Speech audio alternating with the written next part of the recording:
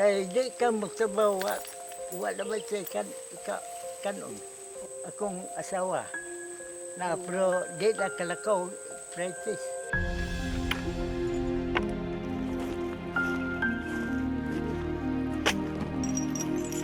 Takot-takot na hirap paabutin mo. Eh siyempre, hindi ba mahirap yung bubuhatin mo yung bubog, isisilid mo sa sako sa isang matanda ng kagaya ko. Talagang hirap na.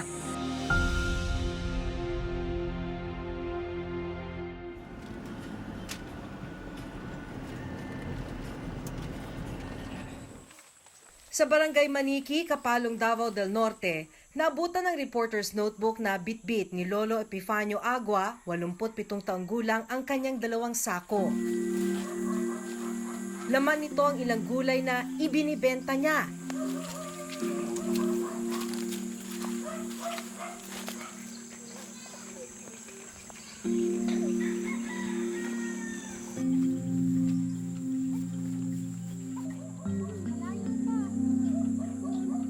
Umaabot raw ng mahigit 20 kilometro ang kanyang nilalakad. Importante kasi sa kanya ang bawat sentimong kinikita sa paglalako ng gulay.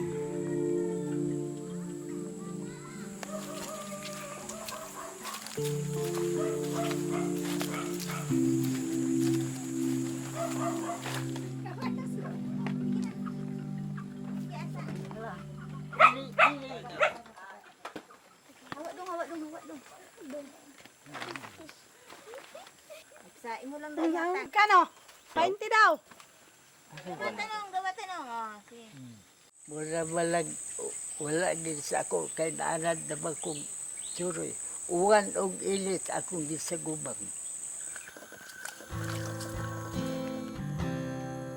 Matapos ang ilang oras na paglalako, umuwi na si Lolo Epifanio.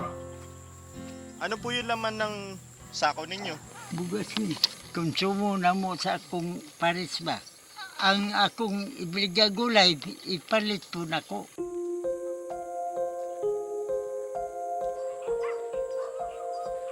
Pagdating sa bahay, mas naintindihan namin kung bakit nagpupursige pa rin si Lolo Epifanio sa kabila ng kanyang katandaan. Hirap na ring makakilos si Lola Conchita, 82 taong gulang, dahil na rin sa katandaan. May 5 silang anak pero lahat may sarili ng mga pamilya. Kaya di ka magsabaw, wala ba siya kanon. Akong asawa. Na pero di na kalakaw, practice. Ako lang niya kuan niya diha pagkaon, pag-atag.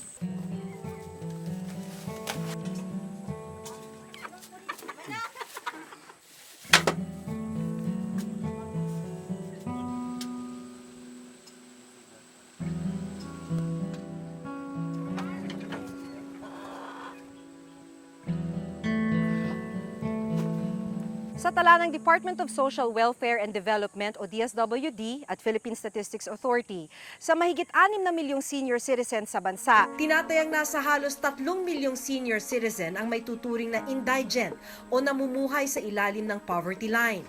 Para hindi maituring na indigent, kailangang kumikita ang isang pamilyang may 5 miyembro ng 9,064 pesos kada buwan o 302 pesos kada araw. Si Lolo Epifanio kumikita lang ng 50 hanggang 100 piso kada araw sa paglalako ng gulay. Ayon sa Republic Act 9994 o ang Expanded Senior Citizens Act, lahat ng may edad 60 pataas na mapatutunayang indigent ng DSWD ay dapat makatanggap ng buwanang pensyon na 500 pesos mula sa lokal na pamahalaan. Natatanggap naman ni na Lolo Epifanio at Lola Conchita ang 500 pensyon kada buwan o lumalabas 1,000 piso kada buwan para sa kanilang dalawa. Pero kapos pa rin ito. Kuwang ang palito ng patimala, magdakag o sa kalibaw, huwag mibiling. Ang ikinababahala ngayon ni Lolo Epifanio, ang taniman na pinagkukunan niya ng kabuhayan, natuyo dahil sa pestisidyo na inilalagay ng kabilang taniman. Kuanan ako ni, ako nilipisan, ilisag bago. Nakikitanim lang si Lolo Epifanio. Dati siyang sakada sa isang taniman ng tubo kung saan kumikita lang siya ng hanggang 100 piso kada araw. Nang hindi na niya kinaya ang trabaho sa tubuhan, nakitanim na lamang siya ng gulay. Pero maging rito, kakarampot lang ang kinikita niya. O tigaan ko niya kayuhan, akong dawaton, pero di mauwaw ko sa mga yo kay bas ko pumasabilidya sa gulay.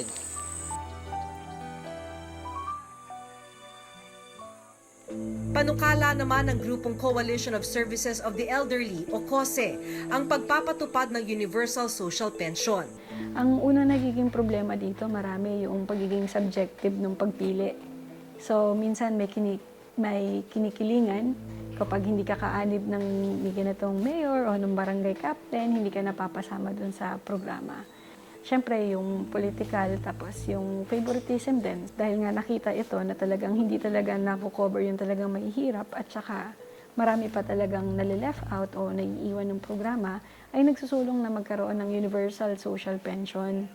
So, pag sinabi natin universal, ito yung, siyempre, lahat na ng senior citizens ay makatatanggap. Kung ikukumpara sa ibang bansa, isang Pilipinas sa may pinakamababang pensyon para sa mga senior citizen. Kaya naman mula sa 500 piso, isinusulong ng grupo na maitaas sa 1,500 pesos ang buwanang pensyon ng mga matatanda. Malaki yung natutulong ng social pension sa pagkain at saka sa gamot ng nakatatanda. So sa pag-aaral namin, kung meron halimbawa na 1,500 na ibibigay mo sa bawat Pilipino na nakatatanda, it would leave 3 million Filipinos out of poverty.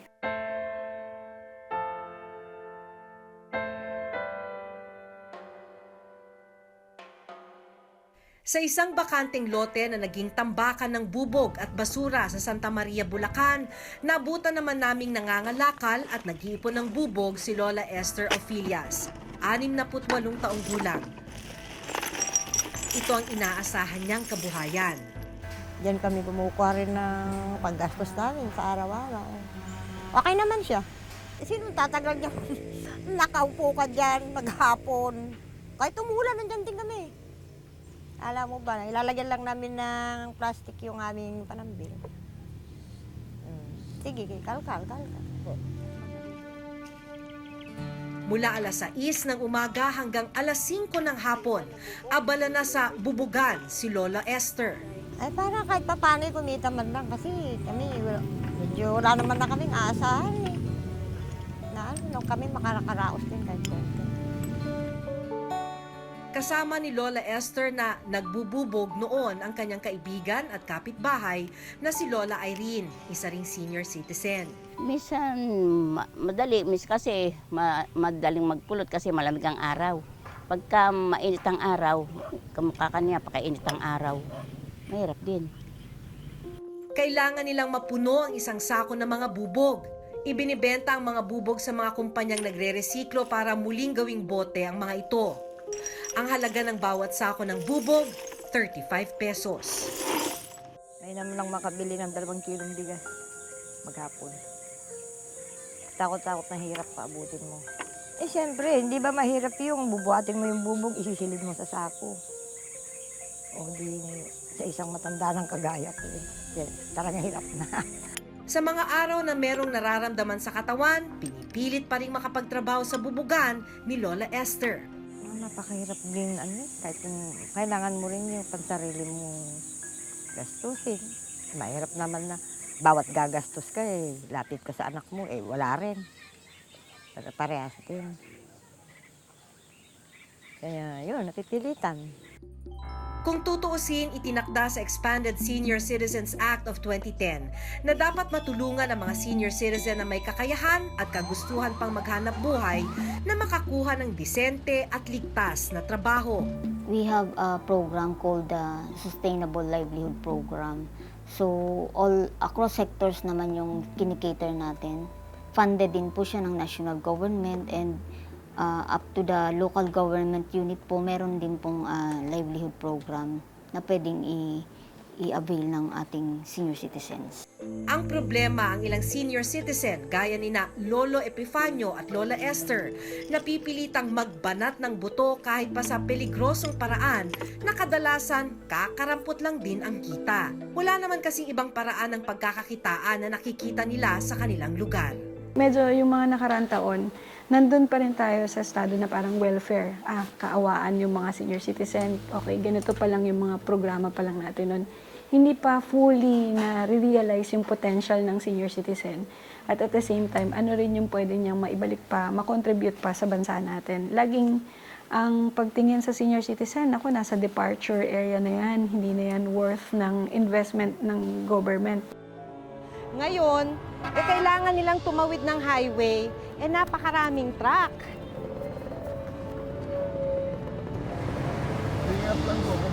Dahan-dahan lang po talaga, no?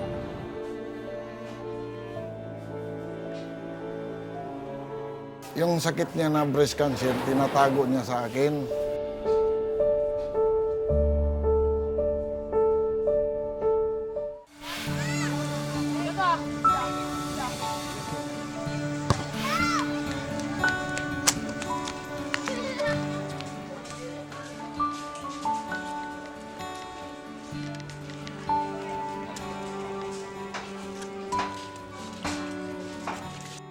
Gaya ni Lolo Epifanio, paglalako rin ang ikinabubuhay ni Lolo Avelino at Lola Avelina sa Tondo, Maynila.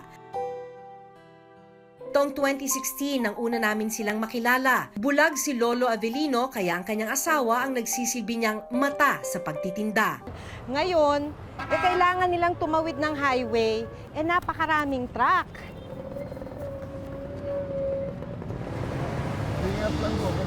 Dahan-dahan lang po talaga, no?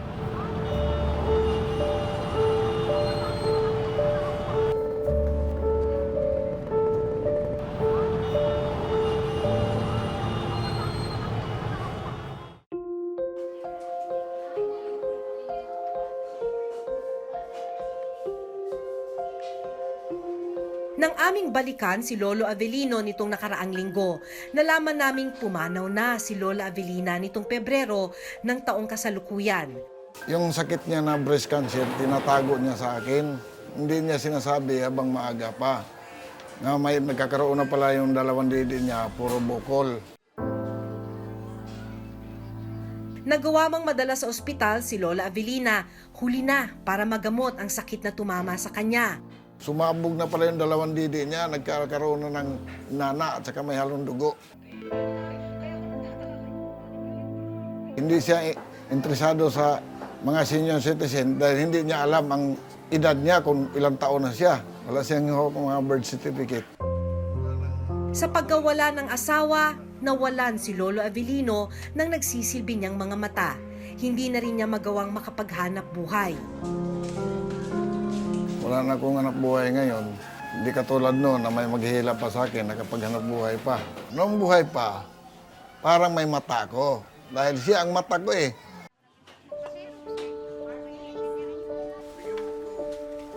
Sa ngayon, kinukupkup siya ng kanyang anak sa unang asawa. 57 taong gulang ngayon si Lolo Avelino. Hindi pa siya kwalipikado na maging miyembro ng senior citizen. Ngayon, tinanong ako ng barangay, ng chairman namin dito, kung ilang taon ka na, tay? 1959 ako, December 7. Kinikwintan la yun. Ay, hindi ka pa pwede, tay.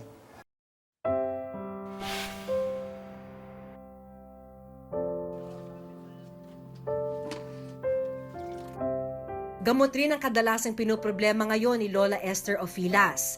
Dahil kinukulang pang pambili ng pagkain ang kinikita ni Lola Esther sa pangungulekta ng bubog, ang iniinom niyang gamot, hinihingi niya sa health center ng barangay. Parang nangangatog ang mga puso ko. Parang lagi ako may lagnat. Pero, isang nakakaya ko naman. Patignan ko na. Sabi nila high blood daw. Ang isa pang problema ni Lola Esther, wala pa rin siyang senior citizen ID hanggang ngayon. Dahil halos buong araw na nagbabanat ng buto, hirap daw siyang maayos ang mga dokumentong kailangan para sa ID. Ang ba, malaking bagay, lalo sa isang matatanda ng kagaya ko, medyo na marami nang nararamdaman yan, di ba? Kukunti ang pera mo, di kahit pa paano, nakaano ka na dyan. Makakamenos ka. Maliban sa aspeto ng trabaho, kabilang sa karagdagang tulong ng gobyerno para sa mga senior citizen, ang mandatory PhilHealth coverage na nakasaad sa Republic Act 10645. Ang mga senior citizens ngayon ay meron ng libreng PhilHealth coverage.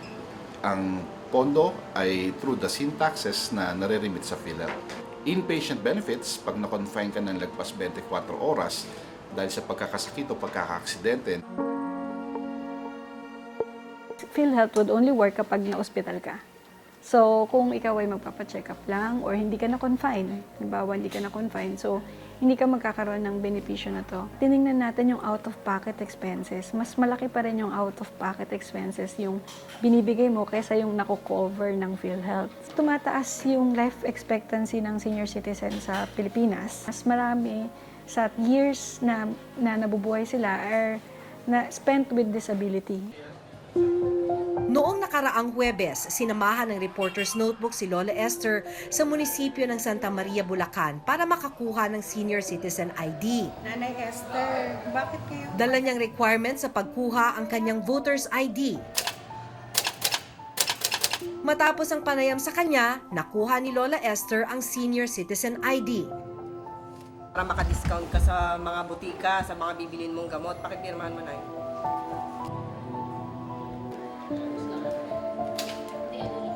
Minarapat na rin ang Senior Citizen Office ng Santa Maria na tulungan si Lola Esther na mag-apply para sa buwan ng pensyon. Nasaan siya sa bubugan na may marami siyang sakit na pwedeng makuha at kung ano'y prone sa aksidente.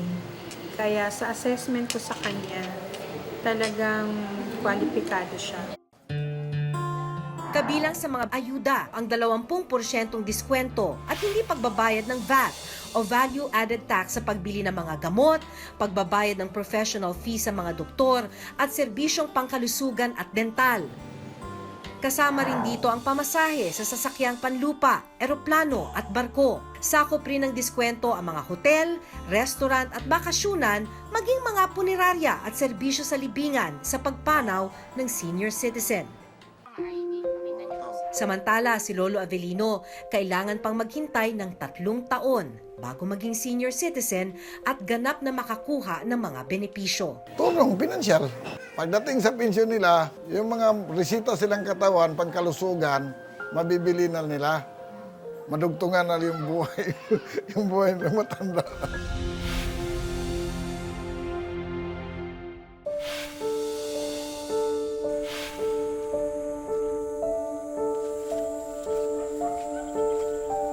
Kahanga-hanga ang pagsisikap at katatagan na ipinapakita ni na Lolo Epifanio,